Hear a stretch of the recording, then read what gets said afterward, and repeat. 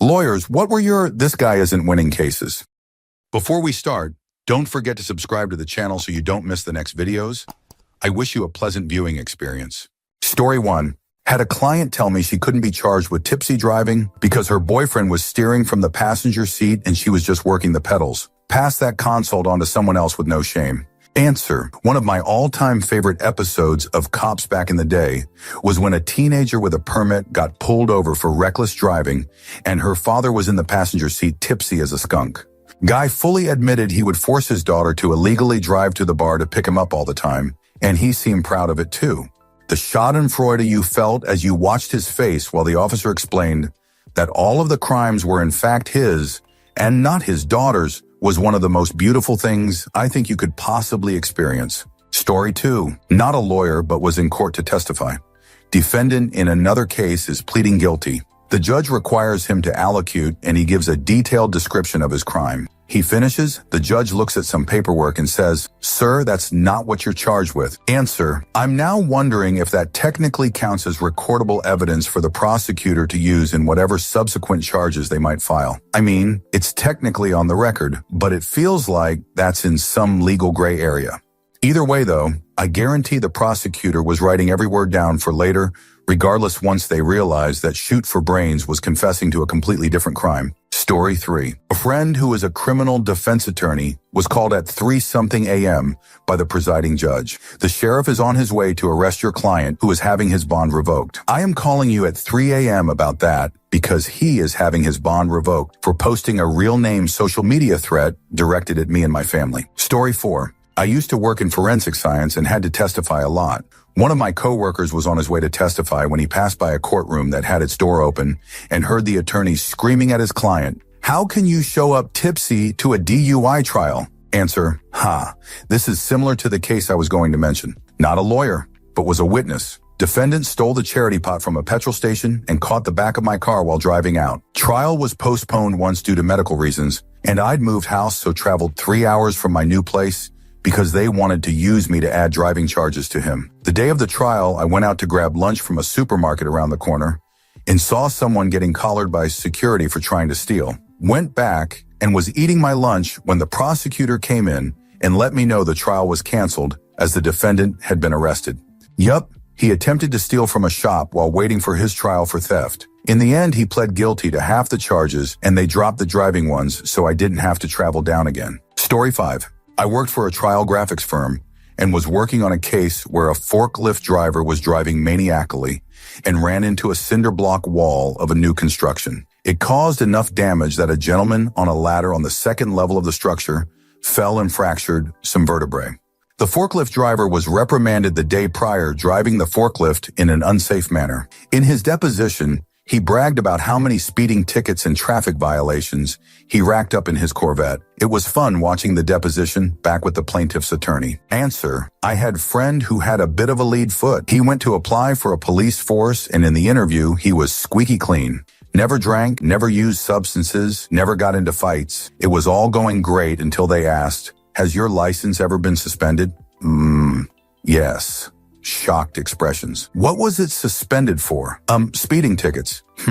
Have you had any accidents?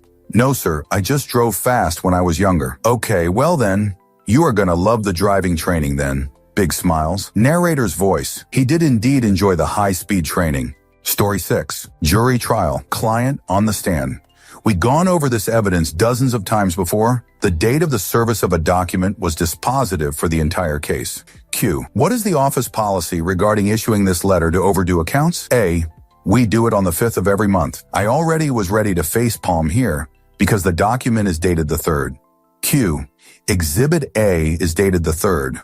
Why is that? Hoping she would say the 5th was a Sunday, so we wanted to get it out early. Instead, she said, A. I don't know. It shouldn't be. If the 5th is a Sunday, we are supposed to serve it on the 6th. Double facepalm. Q. But if you dated it the 3rd and signed the proof of service for the 3rd, that would mean you served it on the 3rd, right? Objection. Leading. Sustained. Absolutely the correct call by OC and judge. Q. When did you serve the document? A. I have no idea. Fudge. Answer. I mean, it sounds like she was just answering the questions honestly, as she's legally obliged to do. Why didn't you already know that these were her answers to these questions? And how did you expect her to dodge them without lying? If she was the client, I don't know why she wanted you to fight the case to start with, though, if she didn't think she actually had a case. Story 7. Child visitation case.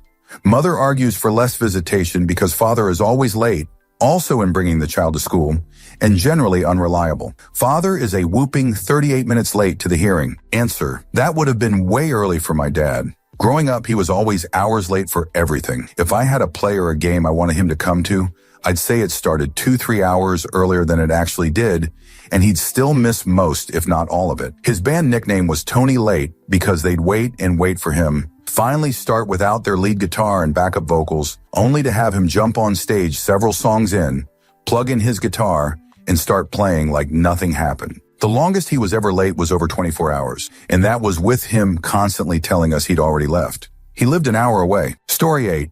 I had a client walk into the DCS Family Services office and demand to be substances tested immediately. They tested positive for almost everything. Still can't figure out what they were hoping to achieve. Answer: I was involved in a case like that. The guy had bought some scammy cleanse product off the internet that was supposed to clear substances out of your system and make you test negative. He drank the stuff, waited one day like it said on the package, then went and demanded to be tested. His idea was that he would get a negative test on a record ASAP so he could then go back out and use a bunch more substances. It didn't work out that way. Story 9. The federal judge asked all the attorneys on a civil case into chambers. He stared point blank at defense counsel and said, "The jury dislike you. Really, really dislike you." Answer: I was in a jury once and we all felt the same about the defense attorney. It was obvious he was a prick and bully. Dude was fudge either way, but this was the icing on the cake. They showed a straight-up picture of one of the women he contacted in the United States trying to slander her, but wasn't smart enough to notice that the picture had European outlets, so it was obviously a fake account. If he had used that, it would have been obvious the girl was scamming him and he was trolling with her. I wanted so badly to raise my hand and point it out, but obviously couldn't. Found him on 2 counts with soliciting a minor. Story 10. Third hand from a friend of the lawyers in a divorce case. Tell them I only want the boy, not the girl. If I say that you're not getting custody of either one, I don't care. Your Honor, my client only wants custody of the boy. You can guess how it went. Answer: I have a friend whose parents argued for who gets custody of her. Both thought the other should have her. I think she was around 9 years old. In the end, the magistrate asked her where she wanted to go. She said her granny, and that's how she divorced her parents. She changed her surname and her first name and was raised by her granny and a lovely aunt. It's amazing she wasn't more fudge up than she was. Story 11. I had a client give me the poppy seed bagel claim to justify a positive substances test, and it wasn't for opiates. Answer: I honestly failed a pre-employment UA due to having 2 lemon poppy seed muffins the day before a test. I remember joking to myself and referencing Seinfeld. I got the call from the presiding doctor and was questioned. I slapped my forehead and explained the situation. He said that my claims tracked as the testing site was still using a particular antiquated test. Story 12. Client was on trial for takedown 1, and OJ's case looked like a plot from Suits compared to this. Nobody has ever been worse at crime in the history of crime. We were appointed counsel, which means we're private employees who sort of offered to be on standby when they run out of public defenders. We were his 5th. He'd fired the 4 prior because they kept telling him to just get started on the life sentence because this was already over. They were right. My client was on trial because he executed his girlfriend with a pair of gunshots. He did it because she'd secretly aborted a pregnancy that might have been his. He found out when he picked her up at the clinic. As they drove home, both of them texted their hour of conversation, including all of threats to eliminate her for this when they got home, which he did. My client's apartment building had recently upgraded to full-color telescopic 4K security cameras. We think he didn't know the upgrade had closed the blind spots. Shoot looked like film from the Super Bowl. My client was also the only 64 Hispanic man with bright red hair and a taste for rare designer sneakers that I and his victim had ever met. This makes it difficult to argue it is not him while the prosecution plays his Gotham City highlight reel on a projector. My client not only shot her with his own gun, he brought his phone with him while he drove out to the remote spot where it was found. My client also texted his friend to buy him the next one-way ticket to different country, no questions asked. He made sure to give him his credit card to buy it though, cause we can't leave our homies on the hook for that bill. Finally, my friend client had to hide his grin under his hand while the victim's family cried on the stand. The jury deliberated for 43 minutes. Answer: the worst true crime story I ever heard wasn't particularly grotesque, but disturbing because of how the accused was acting. He pled not guilty and ended up firing multiple lawyers who wouldn't defend him how he wanted. And that was by blaming the victim for leaving him and restricting child visitation due to abuse. It was very much, I didn't do it, but of course if I did it, it was justified because she was a meanie. His interviews are probably used in abnormal psychology classes to demonstrate narcissistic personality disorder. Story 13. One of my wife's very old cases. DV, where the male partner was accused of assaulting the woman. Defense was, well, yes, she was pregnant and I hit her in the belly, but it wasn't with an iron bar. The judge was not amused. Story 14. Client sued for injuries from a car accident. He had about 3 or 4 other accidents within the 3 years prior. One of them was a big rollover accident. He had medical treatment for all of them, but he only disclosed the accidents that were not the rollover. Also, insurance companies saw on his Instagram that he went skiing even though he was complaining about pain in his low back that was so bad he couldn't walk. We should never have taken the case.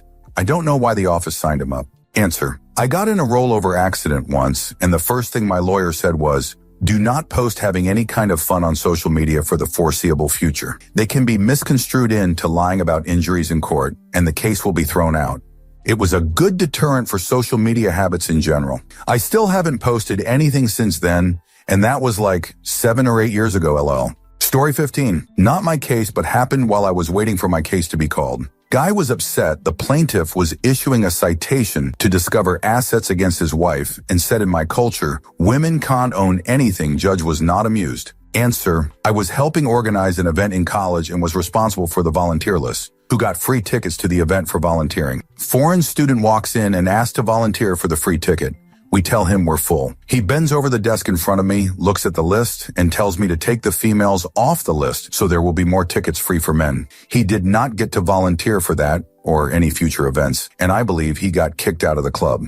He couldn't wrap his head around us not giving men preference over women or women being involved in the first place. Story 16. Potential client. I want to sue the Hilton for racial discrimination. They refused to let me use the pool because I'm black. Me: you came down from your room and they told you no? PC: no, I came in from the beach and they said no. Me: wait, were you staying there? PC: no, but there were white people in the pool and a white guy said I couldn't use it. Another lawyer took the case, either didn't ask the right questions or didn't care. Answer: I used to deal with this a lot in the trades. Tell a guy that he is being laid off for performance issues, as in, there is nearly too little performance to measure. Immediate response is, you are a racist and only laying me off since I am, yay, sorry, but no. We have had repeated discussions and warning on this, and I really don't care if you are purple. You are not productive or competent. The best were the guys who failed mandatory substances tests. So I am a racist for firing you since you are a Latino?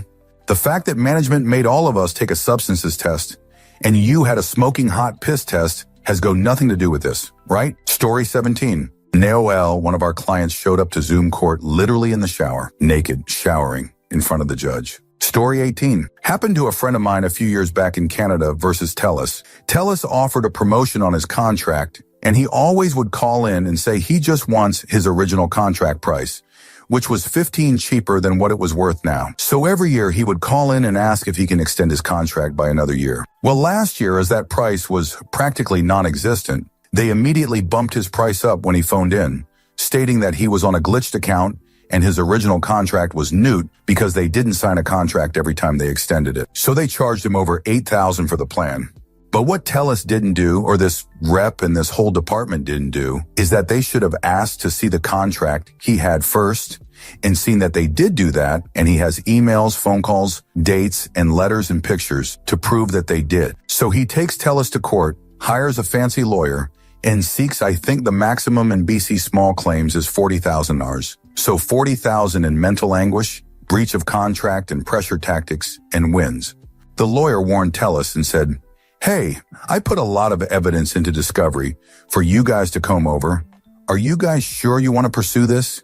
It's a pretty strong case. I highly advise to look at this. TELUS said no need, we have our proof. Their proof? Original contract that has an end date, and their defense looks super smug and happy. My buddy's proof? All the amended contract emails, agent names, dates, phone call transcripts they got from TELUS, everything. Judge ruled in my buddy's favor, and even made the comment, "He gave you a chance." Answer: there is a reason that I have to explain to people, employers and others, why I keep every email I ever send or receive, and why I will not just phone up somewhere to resolve something. I want it in email. I want it in writing. The number of times I've dug back into my emails, my record is about 10 years prior, and pulled out an ace is unbelievable. At one workplace, I got some IT kit quoted. They failed to supply it all as specified. It turned into a big argument, and I was a fairly new employee at the time. It was a lot of money and a lot of missing kit. The supplier was adamant that they'd supplied as quoted and that we'd need to pay far more if we wanted what we were asking for. It literally got to the point where, new to the job, I'm in a meeting with the director of finance of my company, also my direct boss on one side, and the CEO and finance officers of the supplier involved on the other side. We're about to be threatened with court action for failing to pay, and we're about to claim they failed to deliver. It's going to be real messy, and this is the final meeting before we hand it over to lawyers. They present reams of evidence, emails, invoices, quotes, etc. They argue. The director of finance gets really pissed with me that it's had to go this far, and after quite a while of back and forth and a lot of tension in the room, attention turns from both sides to me particularly. And I say, we placed an order for this kit as we specified, for which we were specifically quoted X, which we then agreed to, and which your company accepted, but then did not deliver as specified. The supplier almost laughs at me. Can you prove that? Yes, here is the email chain in question, each with the full headers detailing the time it was sent, received, who to and who by, with the unique exchange email ID generated by your email servers, where it clearly states the specification that was agreed.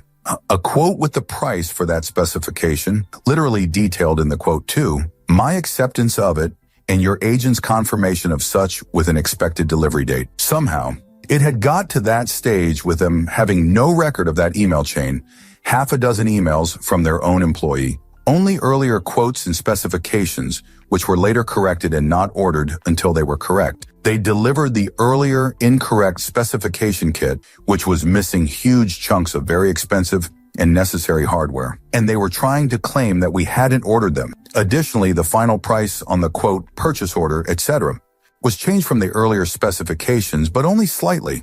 So it wasn't a copy-paste error, and it was a significantly brilliant deal for the hardware finally quoted for, or I wouldn't have used them.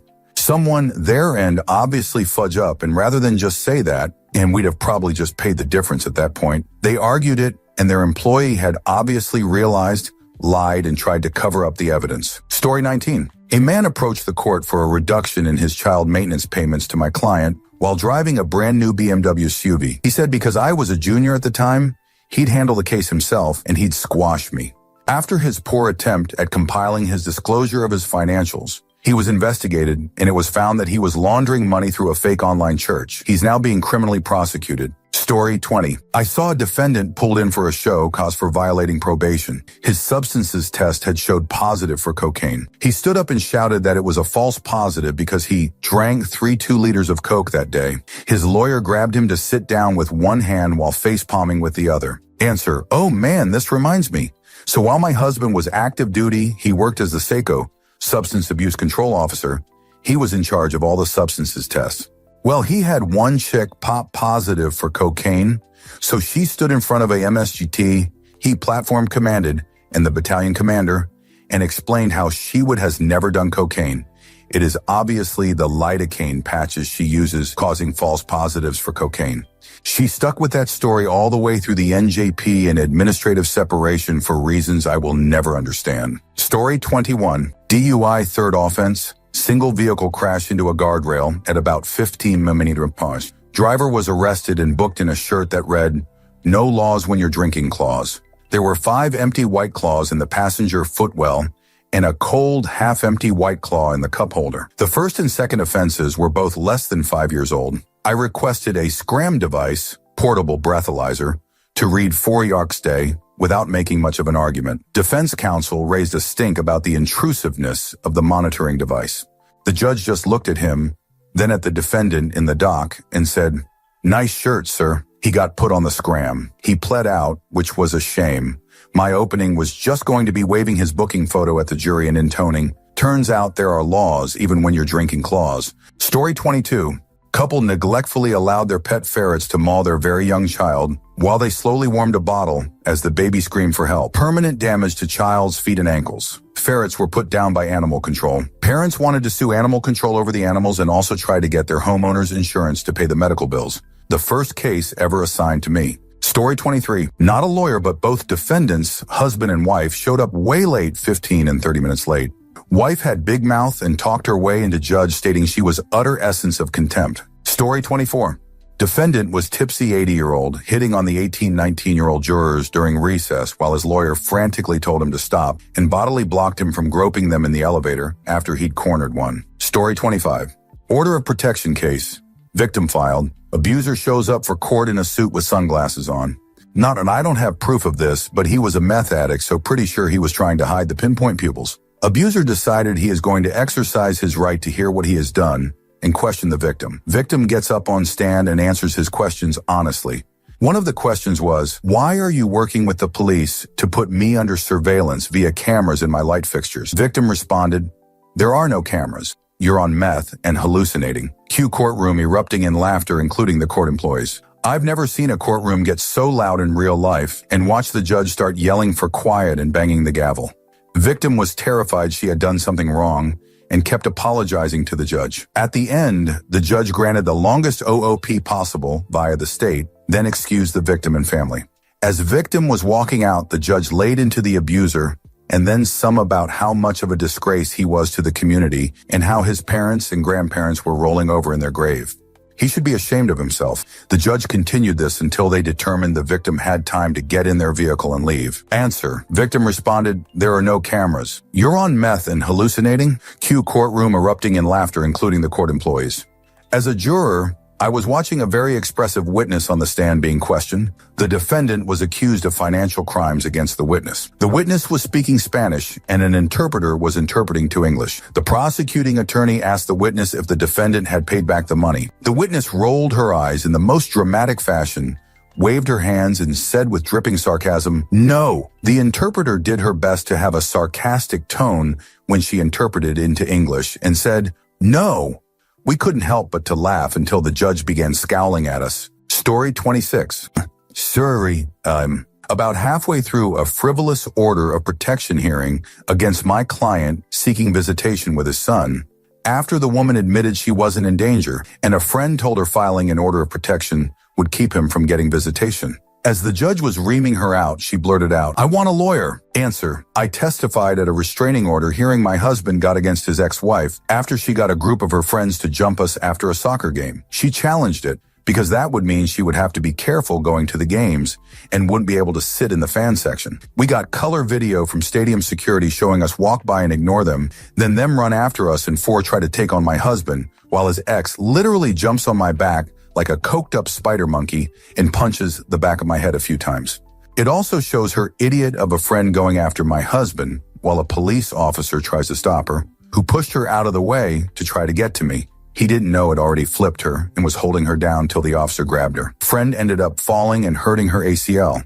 Neither of them knew about the video. They both get on the stand and proceed to perjure the absolute shootout of themselves, to the point where even the judge is like, I strongly urge you to not testify. The friend tries to argue that she tore her ACL from turning to look too fast at me, who attacked poor ex unprovoked. They also tried to use a Reddit comment as proof that we were just doing it to be a male body part. It wasn't even my comment. It was just on my post asking for witnesses. Apparently usernames are hard. Obviously the case did not go well for them, and the stadium also ended up banning X for a year. I pressed charges and she was found guilty of misdemeanor assault.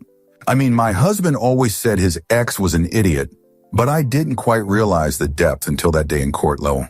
Story 27. I'm not a lawyer, but my mother-in-law's divorce attorney would have a great answer to this. My father-in-law started to suffer from early onset dementia, which triggered a series of events resulting in my mother-in-law, not wrongly, filing for divorce. Throughout the 3 years of divorce proceedings, my father-in-law's condition became very obvious, to the point he was showing up to court in garbage bags when his lawyer was able to get him there. By the end of the divorce, he was living in a memory care facility, which was about as close to hell on earth as you'd imagine, and his sister had power of attorney. When everything was settled, their estate was split 50-50. Yet my mother-in-law insisted he was faking it and that he had hidden millions on offshore accounts. So she sued. She couldn't prove he ever had millions of dollars on the first place. She insisted he was faking it, despite several doctors and attesting to his condition. Answer: when their divorce proceedings were finalized, she had over $750K. By the time her failed attempt to sue ended, she was down to $125K. One of my neighbors had an ex like that. She thought that because he had a much better, more expensive lawyer than she did, he must have been secretly loaded. Between the lawyers, the PIs, and the forensic accountants she hired, she went broke in just under 3 years. His secret? He wasn't paying for the lawyer. He'd grown up with one of the name partners and the firm was handling it as a favor. Story 28. Not a lawyer, but this one always make me chuckle. A friend of mine rear-ended another vehicle. They exchanged info. There didn't seem to be any damage or injury, and they went on their way. 2 years later, my friend receives word that she's being sued for injuries from the accident. The other party had a sprained wrist and was suing for $25,000 for pain, suffering, loss of wages, etc. So my friend calls her insurance company and they say they'll take care of it. Long story shorter, insurance company offers her $5,000 for her to go away. She insists her injuries deserve better compensation. They offer her $7,500. She still refuses. They offer her $12,500. She laughs and says, "See you in court." And they did. About a year later, case went before a jury. She won and was awarded $2,300, 1/3 of which had to go to the lawyer she'd hired. So instead of taking $12,500 of which she would have gotten $100, she went to trial and ended up getting 66 of $2,300, so about $500, and had to wait a whole other year to get it. Yeah, that's a win. Answer: people like that are where here auto injury cases under a certain amount have to go to mandatory arbitration first. Too many people would get in a minor accident, get called by a shady lawyer, and sue right at the end of the statute of limitations, get more greedy, and use up court time. So they require arbitration, and if the plaintiff then goes to court after the arbitration to try to get more money and doesn't get a higher award by at least some percentage, 10 I think, they get fined. It seems like the arbitrators are pretty no BS, because from what I've heard, it has decreased not only the load on the court system, but also the attorneys encourage their clients to just accept the settlement since they know the arbitrators aren't likely to give out much for BS claims. Also, just FYI, her lawyers would have still taken money from that settlement. The guys who do stuff like that are paid on a contingency that is for any award, not just trial. Story 29. My dad was a corporate attorney who occasionally tried cases. His worst experience was representing a racist property manager. The plaintiff was a black nun who was so distressed by the situation that she lost large clumps of hair. My dad had to question her while she cried on the stand with visible bald spots. He felt absolutely horrible, and his client lost. Story 30. My sister's a lawyer and her client ran a stop sign and T-boned another vehicle. She told my sister that she just knew in her heart of hearts that the other vehicle would stop instead. Was actually shocked that it didn't. Story 31. Nehayel, but I felt the need to share my own singular sovsit experience. Canadian, by the way, in traffic court, waiting for my turn. Guy is called, stands up and is dressed and looks respectable. Business suit, clean, hair combed, suitcase. Would have guessed he was a lawyer if he was sitting ahead of the bar. He stands up and says out loud, "Well, I have a driver's license with that name on it, but as it's in capitals, you can see that's the name of a corporation, Your Honor." The justice on the bench did his best to be reasonable with this guy, but the guy immediately starts a speech about how the system is corrupt and there needs to be changes. He would go on about that several times in the next while. This first time, the justice says, "That's not what we are here to discuss today. We're here for a speeding ticket. And if defendant's name doesn't present himself in front of this bar, I'm ruling a conviction in absence."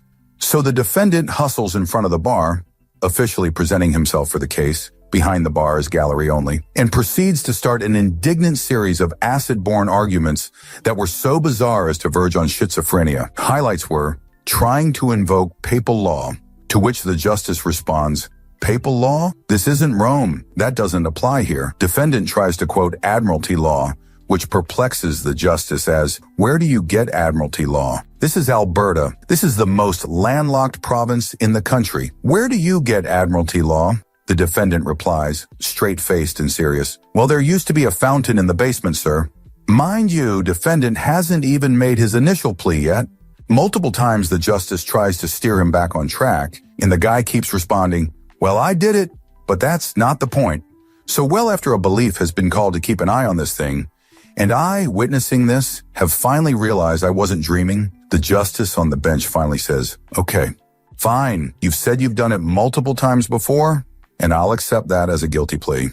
Hands out fine and 30 days to pay. Next case. Answer: this is exactly how my dad, with dementia, BVF, TD, would try to argue or comprehend things. Completely incapable of logic and out of touch with reality because so much of his brain has died off, it doesn't function anymore.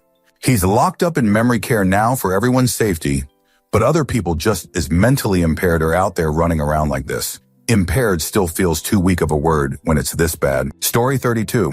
Not a lawyer, but work in the courthouse. Had a civil trial with judge and jury, which is super rare for us because who the fudge wants the unpredictability of a jury in a motor vehicle collision? There was a car accident. He sustained injuries to his back, his spine, his neck, his head, his tailbone, and about 3 other ways of describing back pain. He hadn't initiated the action until a year later because a lot of his symptoms were late onset. Then on the stand while testifying, he admitted something to the effect of, "I wasn't going to bother with suing, but the cost of living crisis has gotten out of hand. I'd like to buy a house and real estate prices are crazy high, so I'd like the money." Surprise, surprise, this did not sway the jury who had to give up 2 weeks of their lives for this guy's stupid trial.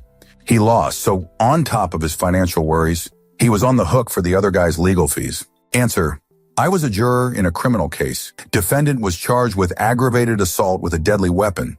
The victim testified the defendant had run away, but the defendant claimed that he had such a severe back injury, he couldn't have run away. During voir dire, the lawyers were conferring with the judge at the bench. In order to face the jury pool, the bailiff had the defendant move some chairs from facing the bench to facing the gallery. This involved lifting the chairs over the table. Needless to say, the defendant was convicted. His lawyer asked us what the turning point was, so we told him about the chairlift. I think people heard the facepalm in the next county. Story 33. Okay, it wasn't my client, but I was prosecuting a case. DWI third offense, reckless driving, neg use of a firearm. Not relevant, but the law on that one needs to change. If you're tipsy and a cop found you with it in the car, that's enough to convict. 99 of the time, though, our office would dismiss that charge for a DWI plea and assault on a police officer. In our jurisdiction, DWI fourth is a felony, so preliminary hearing required. Those are usually waived since it's pretty clear if PC existed in DWIs, but the defendant is pro-SC and refused to waive. So I finished my questioning of the officer. Defendant request cross. First question: isn't it true you only added the assault charge because when I hit you, you started crying like a meanie? Fudge stunned the entire courtroom. Judge told him to watch the language and recommended that he be represented by an attorney since the question was also an admission. Pretty sure he just wanted to do it for the spectacle. He said no further questions. Judge ruled PC existed to continue. He came over to me talking about pleas and we wrapped that up before the end of the day. Answer: God darn tipsy in a vehicle with a firearm should always be an easy conviction. There's a reason my coworker has new locks and cameras. Cause an ex-coworker that still lives in the area, knows her address, and has multiple times, to his own stories, missed the cops by a few minutes after drunkenly or even sober brandishing said firearm after road rage incidents. If you aren't sober with a properly secured firearm, it should be a jailable offense. Story 34. Client charged with violation. His semen was found inside her vaginal canal. He swears it was consensual, but he's already told the police she had only given him a handjob. 2 weeks later, he eliminated himself. Story 35. Client's in jail awaiting trial for an unrelated charge. Client decides he wants out of there and stacks chairs in the rec room. Client climbs chairs, pushes through the ceiling tile, then crawls on top of ceiling toward the next room over. Client falls through the ceiling 5 feet from the starting point and plummets 10 feet in a shower of ceiling tiles. Client somehow manages to land on his feet. Client grabs fallen ceiling tiles, stacks them on top of chair stack, then attempts to escape again. Client falls through a different part of the ceiling. All of this is captured on jail video camera. Answer: Jesus, this reminds me of the morons that robbed the gun store that was a couple doors down from my office in a strip mall. Most entertaining shoot ever. This was back in the 90s. They broke in the back door of the salon to our right, 3 businesses away from the gun store. Went up into the ceiling, fell into our office, back up into the ceiling, fell into the travel agent's office, up into the ceiling again, managed not to fall into the CD shop, but then fell into the gun store, got trapped. I'd have Eliminate to have a video of all their falls edited together, but the only one that had a camera was the gun store. Story 36. Not a lawyer, but I used to sell advertising to attorney. I was walking into an attorney meeting when he pulled me aside and said we'd need to reschedule as he has a bit of a complication going on. I asked him what that was, and he said, well, my client brought his girlfriend to his divorce meeting with his wife. And I went, all right, Lee, you have fun with that one, and wished him and left. Story 37. I was the defendant, not the lawyer. But I'll make this quick. If you're going to try to sue for an excess of $100,000 for life-changing injuries over a tiny no-damage fender no-bender, maybe don't leave your social media public. And if you do, maybe don't upload pictures and video of yourself rock climbing, hiking, and going to extreme trampoline parks. And for the record, they got nothing. They should have settled with the insurer. They'd have gotten $10K to go away. Answer. I was involved in a minor fender bender where I was totally at fault, backing up while parking, left scuffs on my car and about a 4 in diameter dent on the other car's bumper. The other party got an ambulance chaser and tried to claim permanent disability. But here's the best part. I had a dash cam, a good one. It stored G-force, impact data, along with the video file. And that data showed that a pothole we had both gone over a half a block earlier had more of an impact than the accident. When the guy initially sued, I sent the footage along with instructions on viewing the G-force data to my attorney. You had to use a free desktop viewer to see that data. My attorney sent all of that along to his attorney, but his attorney could never figure out how to view the dash cam footage, much less the additional data. So they refused to settle. I think he was initially asking for about $70K. When we got into the deposition and actually showed the video with the impact data, his attorney got very quiet. The next day he offered to settle for $10K, but my insurance company refused. It took about a week before he just dropped it completely.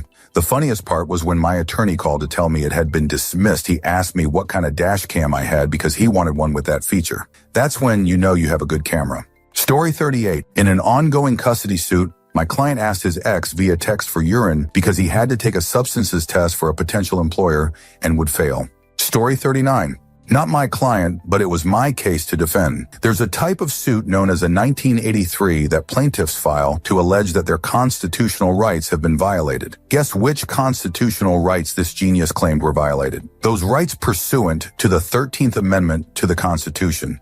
You know, the one that prohibits slavery. You're probably thinking, this guy's a fool and he has no idea about constitutional law? Well, yes, but the plaintiff was an attorney, and he was claiming that certain conditions of his employment violated his constitutional right to not be a slave. These horrible conditions were to come to work and do work as assigned by his boss. Suffice it to say that the judge was not impressed, granted the motion to dismiss, and yes, sanctioned the plaintiff for filing a frivolous lawsuit. Story 40. I'm a public defender. Where do I start? Had a resisting an officer case that was actually a good trial case. Unfortunately, there were certain facts we needed that could only come in through my client, so it was the very rare instance where the client needed to testify. During cross-examination, he randomly blurted out at the jury, the entirely rural, white jury of conservative blue-collar paper mill workers, I thought I was going to get George Floyded. Read a room he could not. Had a client get pulled over for driving at night without his headlights on. Officer gave him a warning and then let him go. And then in passing, while turning to go back to his squad car, asked, "Oh, you don't have anything illegal in your car, right?" His response, "Nah, you can search it if you want." Pro tip, if you give the cops permission to search your car, they're gonna search your car. Shocker. Found open containers. 0.27 BAC. I have so many. Story 41. I'm not a lawyer, but I've seen several clips of the trial of Darrell Brooks. He drove his car through the Waukesha Christmas Parade in 2021, eliminate 6 and injuring over 60. Throughout the entire trial in which he represented himself, he did nothing but dig his own grave while irritating everyone else in the courtroom. The judge absolutely threw the book at him, ultimately imposing 6 life sentences and an additional 1,000-ish years with no chance for parole. Story 42. Late to the party, but IAL, who ended up on jury duty. Gotta love when both sides use up all their strikes before they get to you during voir dire. Sat on a criminal case. It was a late night, early morning purse snatching. Guy stole the purse from women just as a cop was driving by, and there was a line of sight on the defendant for all but 30 seconds. And there was also blood evidence from when he cut his hand while jumping a fence, leading to a 99.9 certainty. The defense's full argument was that the person who stole the purse was wearing a shirt, and his client, when arrested, was shirtless. Keep in mind, there was a shirt found along the direct path of pursuit. I get that you've got to hang your hat on whatever you can to defend your clients, so I respect the effort. Story 43. Obligatory, not a lawyer, but this thread reminds me of the U.S. sovereign citizen who argued that he had a First Amendment right to free speech in a Saskatchewan provincial court. I just knew he wasn't going to win that one. Story 44. I was defending the case, so it wasn't my client, but the guy testified very clearly, under oath, multiple times, in no way that could be mistaken, that he was seen by a very reputable specialist who diagnosed him with an irreversible condition that was a key issue in the case. We ended up settling for nothing more than nuisance value, nearly pocket change. But I was holding in my pocket until trial, in case I needed it, that the reputable doctor had died several months before he evaluated this guy. That would have been a fun one to try. Story 45. Legal secretary here. One of my boss's partners was trying to defend a young man for statutory violation. He claimed that he and the underage victim had never had intercourse. Unfortunately for his lawyer, he failed to disclose that he was simultaneously suing for custody of the victim's baby, including proving paternity with a DNA test. Story 46. My mom's client lost his case because he kept posting his workout videos and pics to Facebook after his car accident. He just would not stop, and I think was addicted. Apparently showing off his physique was more important than his case. My mom had to tell another client not to post vacation pics of her on a dune buggy in Dubai after her accident, and she was majorly pissed off for it. Baffling, really. Answer. Now I'm curious. Lawyers, if you know that your client is lying about being injured or are not as severely injured as they say, is there an ethical obligation to not proceed with the case? If your client takes the stand and lies about their diminished quality of life because they can't work out anymore, but you know different, isn't that like supporting perjury? Story 47. I've had quite a few doing Social Security disability. Typically speaking, it's people who have gone back to work and didn't tell me, or that all of a sudden remember they actually volunteer 40 hours a week once they're under oath. But the most memorable one was the guy who was being questioned by the judge about his green stuff usage, which was noted in his records, and after being asked if he used any other substances, starts listing off meth, heroin, coke, etc. Pretty much you name it, he'd done it, and then informed us all that he had last used about a month prior. That was a denial I didn't appeal, and a real interesting call with his mom when she called me super pissed about him getting denied and me recommending not to appeal it. The judge had actually done him a solid and completely left out all of the intense substances use in the decision, so it wouldn't be an issue for him in the future if he got clean and tried again.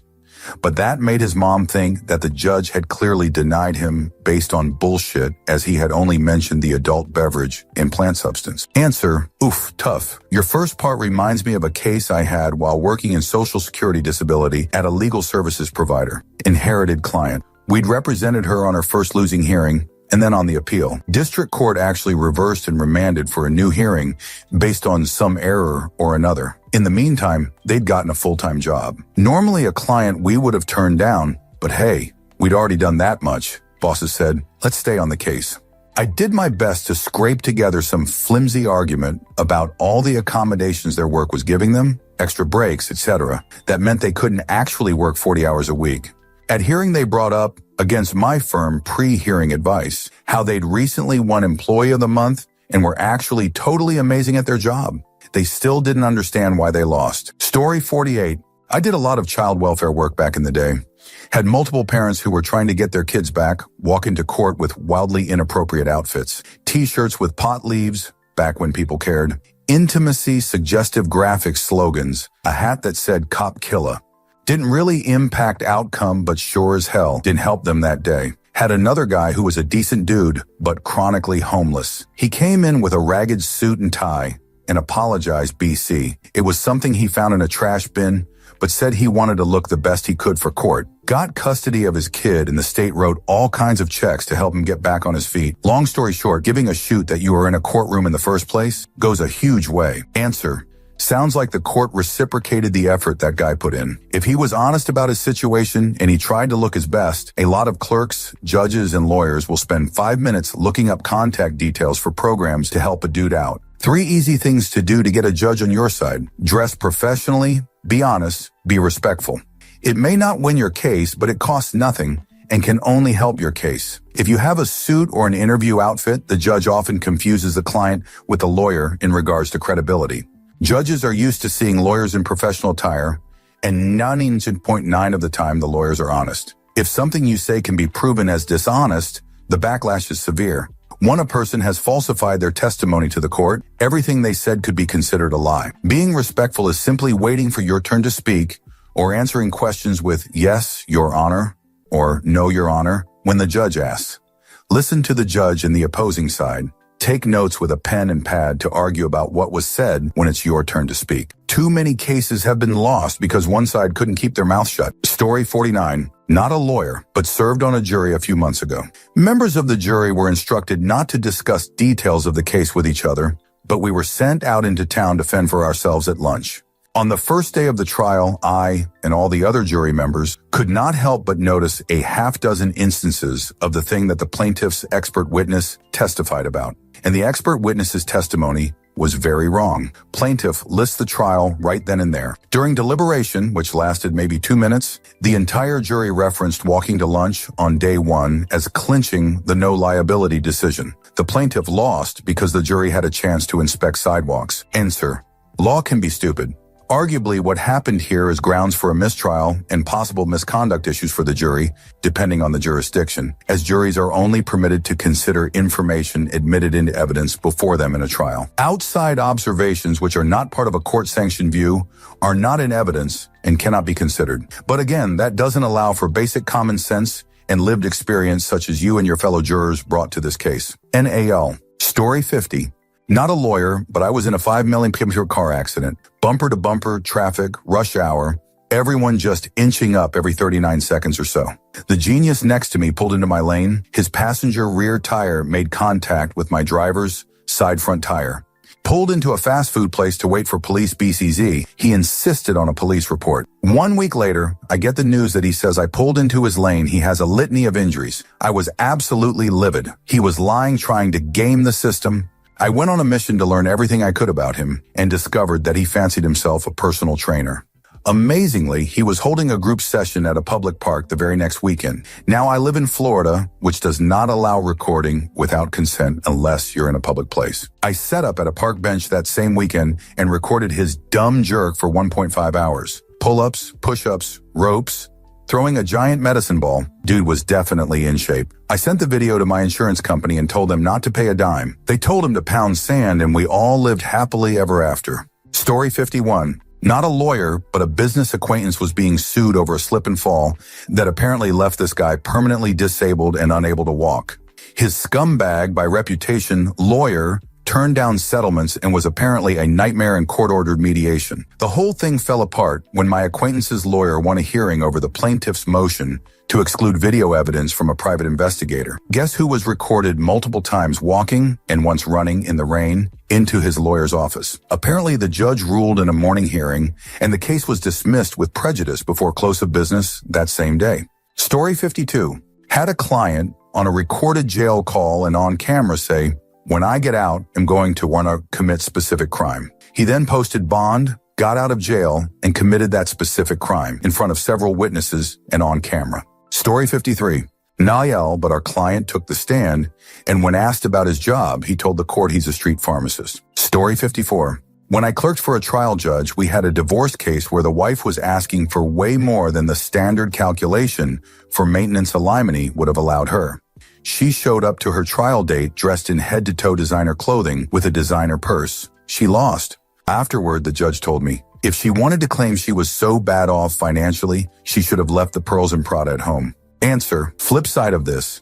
My ex was a barrister, and in one of her courses while she was still studying to pass the bar, they did a courtroom-like exercise with the various lawyers to be running a mock trial in the classroom. They're using real court cases, victims and perpetrators' testimony, etc., but using it as a training exercise to argue their case. And how would you have got this guy off, prosecuted him? Sort of thing. My ex is just watching, surrounded by lots and lots of very posh people, very educated people, very rich people, all of whom want to become lawyers and barristers and are nearing the end of their training qualifications, so are nearly lawyers already. Just a few months later, some would literally be working in courts as their pupillage. At one point in the mock trial, one of the women lawyers-to-be who's trying to prosecute in this particular example literally says, incredibly dismissively, "Well, they have to be lying. Nobody can possibly survive on only $20,000 a year. They must have undeclared criminal income elsewhere and uses it to try to build a case against them. At the time, the average wage in the UK was about $22,000 a year. My ex raised her hand to speak at that moment and said to the class, I earn less than $20,000 a year, and I'm literally here paying my own way through law school. And a few other students chimed in with similar agreement. It was just unfathomable to her that people existed on only that amount of money. They must be lying criminals to only be declaring that much income. My ex was training to work in prosecution. The woman was training to work in defense. Story 55. There was a TikTok video of a guy attending a Zoom court hearing for his suspended driving license. He was driving while doing the Zoom call. Answer. That one got crazier, actually a few layers on top of it. After a guy made a media browse and explained first off that he wasn't aware his license was suspended, and then explained that he couldn't get his license because he couldn't make it to the government building, etc.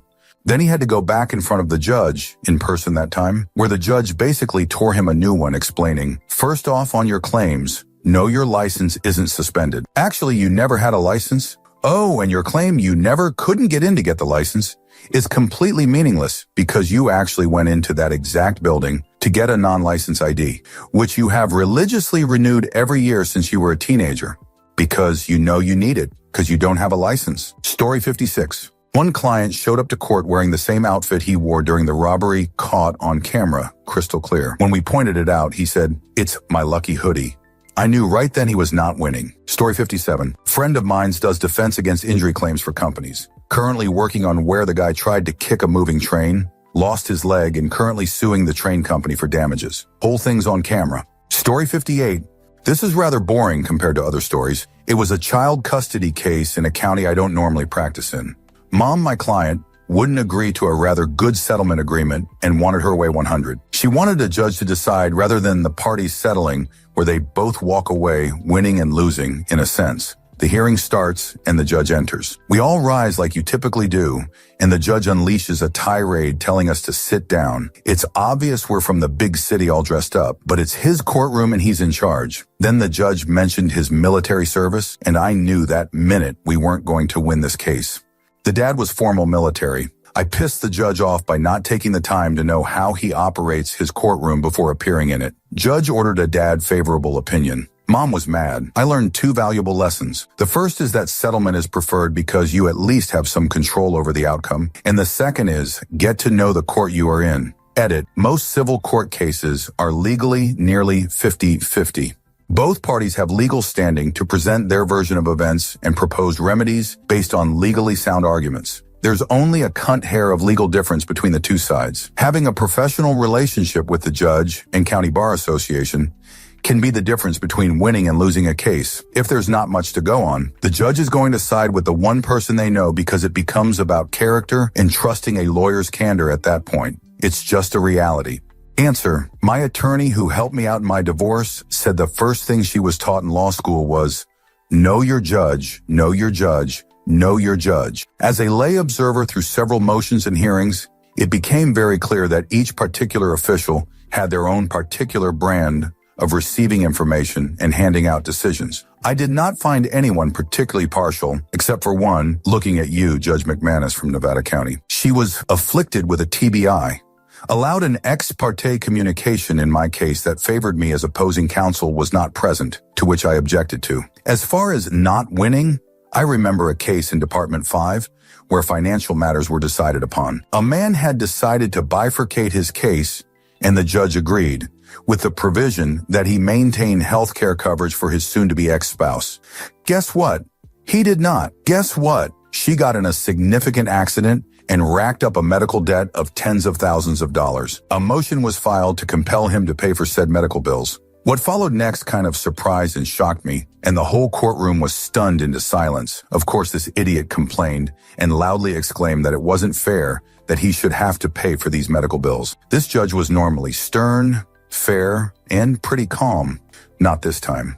I granted you this bifurcation as you asked and you did not comply with my order. You are completely financially responsible for her medical bills and you will obtain health insurance for her immediately.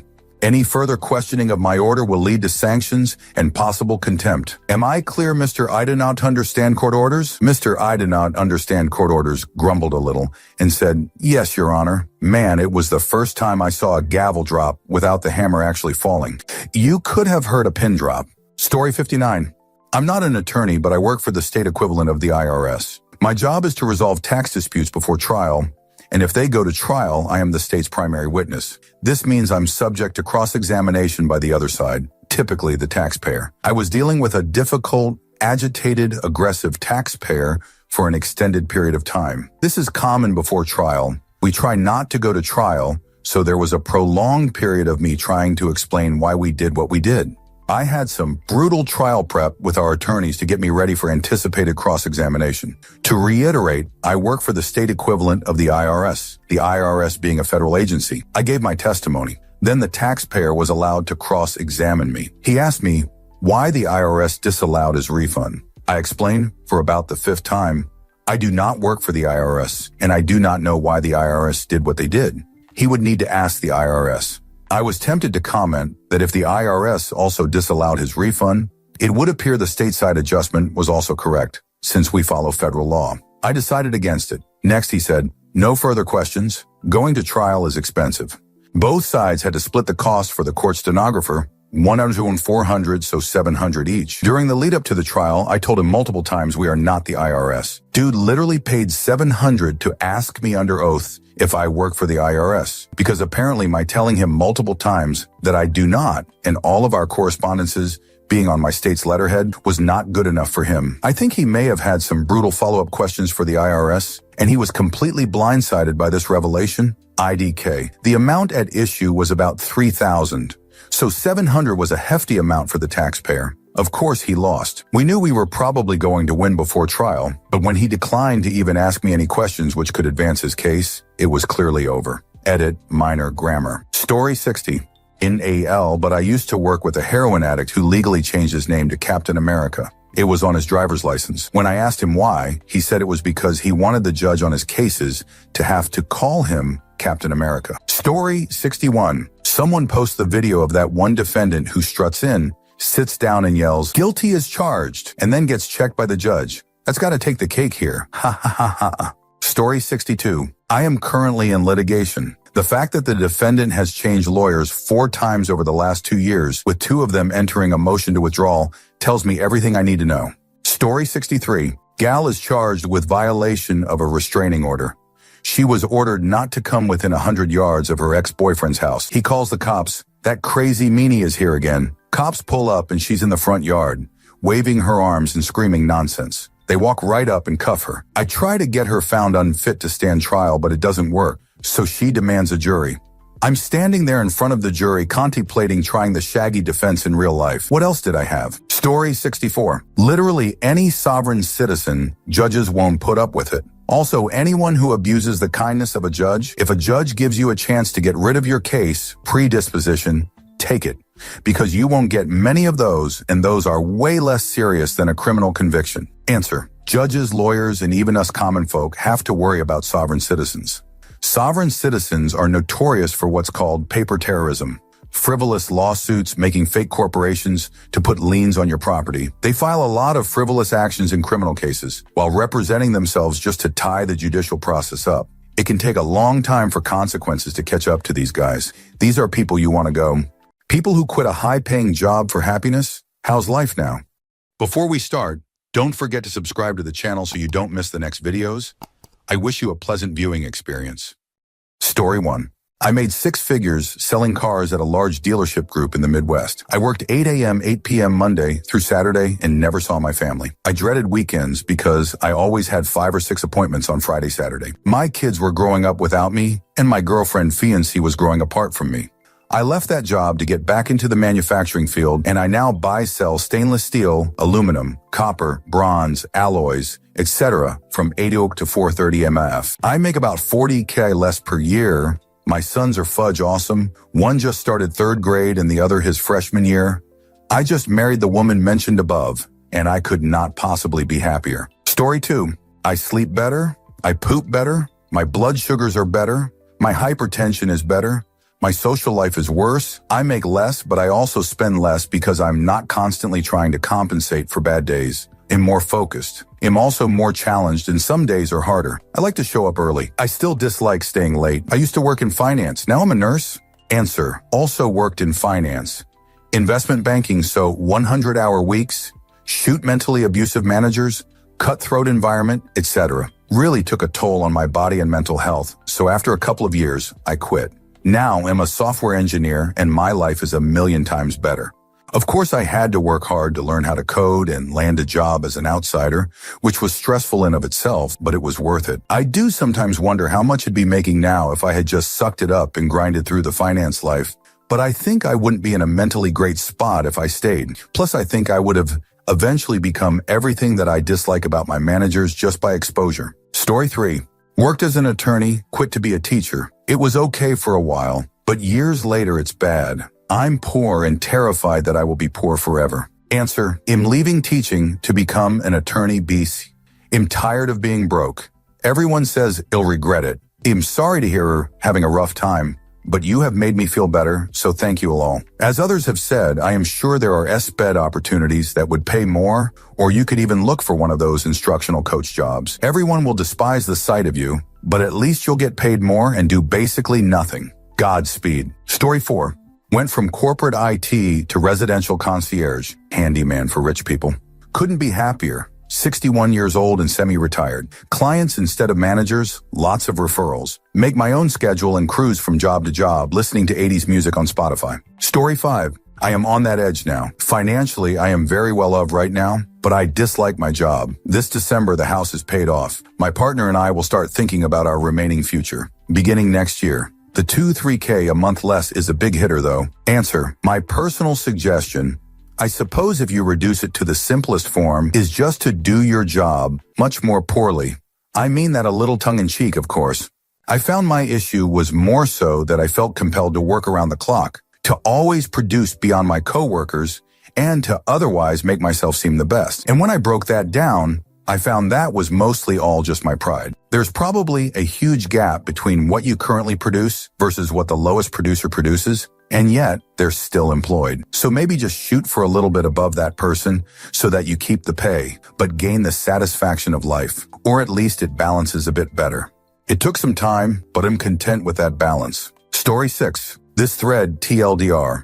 People who left with a financial cushion of some kind. I don't make as much, but I'm happier. People who did not, I regret it every day. Story 7. I'm the opposite. Quit a high-paying job I loved for a more high-paying job, and am absolutely hating the new job. Answer: I did something similar in 2023, although I went from mediocre pay to a little more pay, and the new job was terrible. Toxic clinic, micromanaged by superiors, egotistical NPs. I had to get on an antidepressant because I was having panic attacks at work, induced by the micromanaging incompetent clinic coordinator. So I went back to work in the hospital in my old department. They even matched my pay,